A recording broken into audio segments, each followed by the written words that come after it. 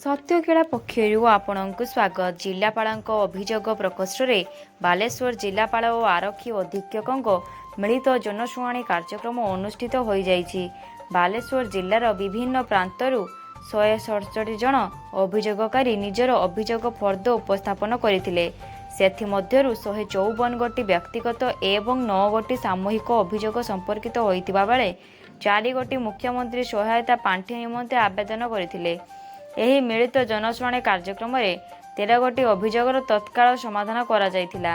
एही कार्यक्रम में बालेश्वर जिलापाल श्रीजुक्त सूर्यवंशी मयूर विकास, आरक्षी अधीक्षक बालेश्वर श्रीजुक्त प्रत्युष दिवाकर, अतिरिक्त जिलापाल राजस्व श्रीजुक्त हेमंत कुमार सिंह, कार्यनिर्वाही अधिकारी जिला परिषद बालेश्वर श्रीजुक्त संजय कुमार राउत, जिला मुख्य चिकित्सा अधिकारी डॉक्टर अमूल्य कुमार दासों समेत जिलार विभिन्न विभागीय पदाधिकारी माने उपस्थित थिले। धन्यवाद।